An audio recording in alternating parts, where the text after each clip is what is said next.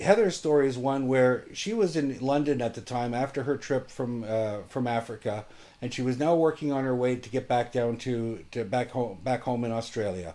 And through the process, she had to go through and apply for various carnets and visas. And in one of them, and through the Soviet Union, she had to understand. I understand this correctly, and she'll correct me if I'm wrong. But if I recall the story correctly, she went through and then found out that she was HIV positive. Now, this is in the story of the early 90s. And for those of you who are old enough for my age, and maybe a little older, you might remember that that was a very scary period.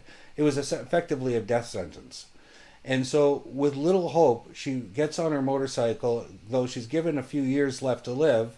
With her condition fastly deteriorating, she tries to head home back to us to her native Australia. And that's the story of Timeless on the Silk Road, and loosely follows the journey of the Silk Road. Anyway, I'm going to bring Heather onto the show, and let's see if we can't, if she can forgive me, and then see if we can, if she can forgive me a little bit. Heather, are you there?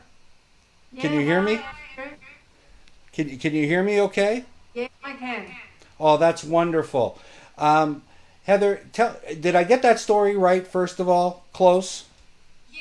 I was working in London as a motorcycle courier, and I was probably working for about a year, and then I was getting to the stage of planning the second leg of my world motorcycle journey. So I wanted to study Russian at the Moscow University over the winter, so I could, when I travelled through Russia and the former Soviet countries of Central Asia, I could actually communicate with the people because there's very limited people, amount of people speak English over there.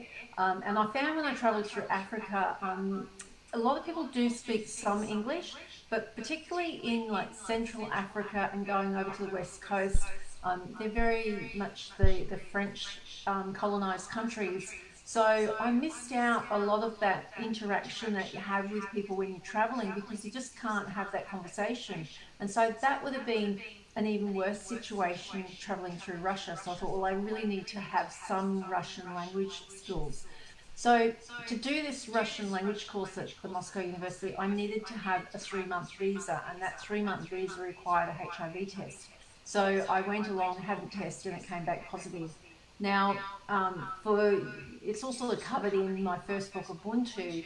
I sort of, have this one unguarded moment, and I sort of described this situation when I was in Mali in North Africa because I'd been traveling on my own, and I got into a situation where I felt I knew the people I was with. I'd met one of the guys about 2 weeks before. So, you let your guard down, and, one thing led to the other.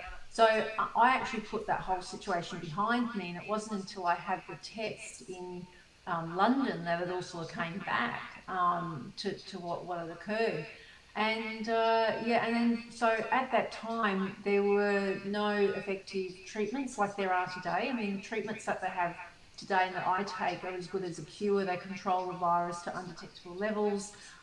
So you're basically not infectious in any way. And there's a new campaign called U equals U, undetectable equals untransmittable.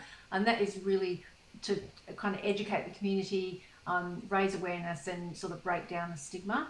So when I was diagnosed, it was like basically the doctor said, well, you've got about 5 years before I get sick.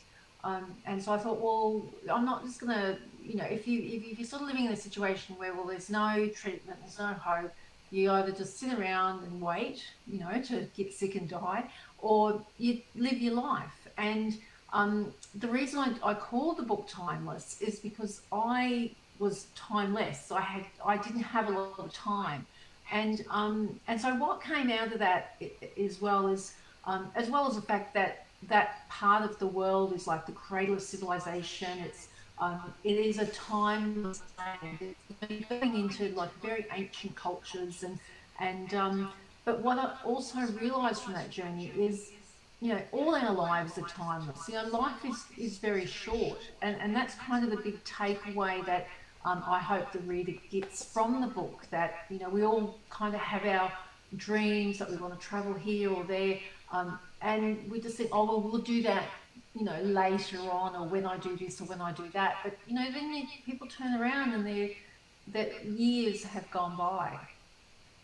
It's so much for so many people right now. I mean, two things. First of all, you thought you were in a safe environment. You know, you caught the disease. It was unexpected. Clearly, it was unexpected, and it's in so many respects. It's like what kind of like what we're living through with the coronavirus right now. Yeah, and also what's sort of happening with the coronavirus is this sense of, in a way, like stigma and discrimination, and that's what a lot of people who living with HIV have experienced. Like here, I don't know if it's the same in Canada, but here in Australia, there's this growing sense of discrimination against people from China and Asian people. It's like, oh, that's where you boarded into our country and all this kind of thing. So all of that sort of stigma and discrimination is sort of coming out again because of this sort of lack of understanding. But on the other hand, as well, like we're seeing here that people are really becoming very united, very close together, and working together as a community. So there's sort of two angles to it. Now, hailing. Okay, I want to move on a little bit because I know we don't have a lot of time left, but I am a little curious, and I am the moteller cyclist. We talked a little bit in the past about how it's everybody's bucket list to ride Route 66 and to check out the old motels, but Australia has quite a motel culture as well, doesn't it? Uh, not to the extent that you do that you've got have in America. It's we're very much a camping culture, Okay. and our motels, like we, as you say, if you're traveling, like Australia has big distances. It takes you say 4 days to drive, sort of really from Melbourne to far north Queensland, and the motels that you're staying on the way don't have that I don't know, that colour and appeal that the motels do in America with the big neon signs Less and things neon. like, Yeah, less yeah. neon. But we're a very much a camping culture. Like this is Easter long weekend, so it's a weekend. It's usually, particularly for the southern states, as we're going into winter, it's our last long weekend of nice warm weather that people will go away camping. So, but over here, as a motorcyclist and also many of my motorcycling friends, it's like riding Route 66 is on our bucket list, and to go there and explore that world.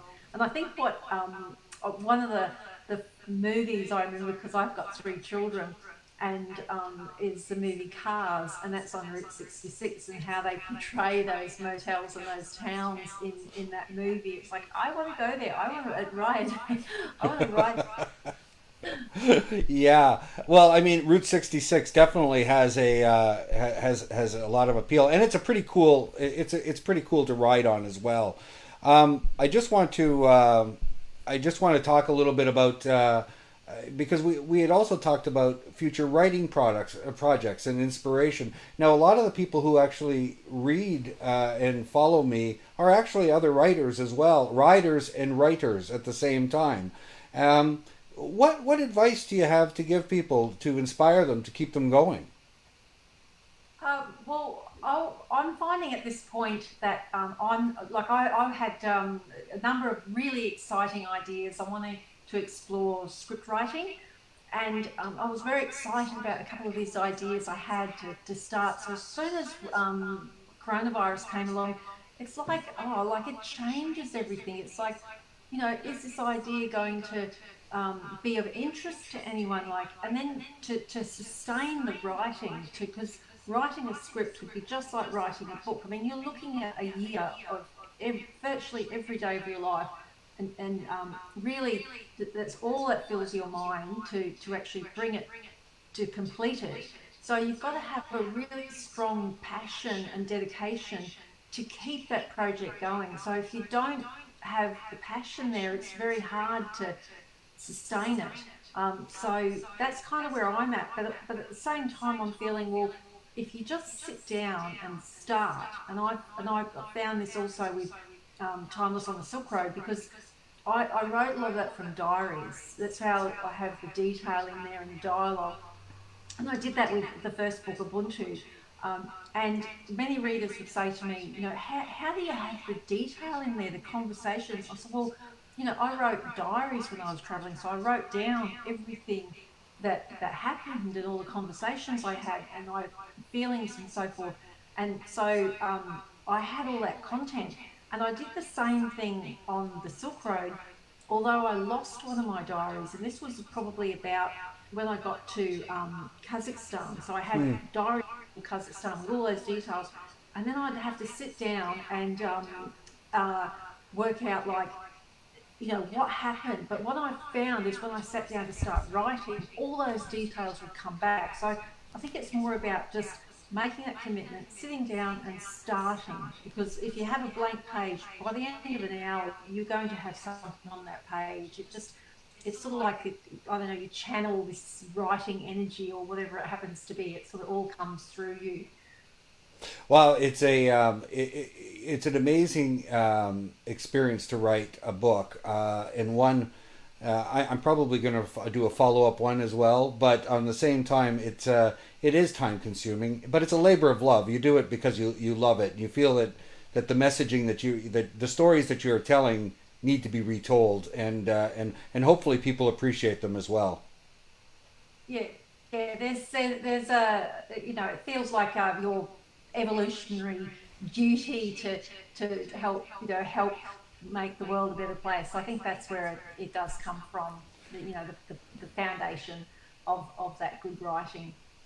So I'm just going to put up right now, Heather, both of your books right now, as well as a link to your website, heather-ellis.com, and hopefully people can go to your website, and that's where they can find more about Yeah, your stories.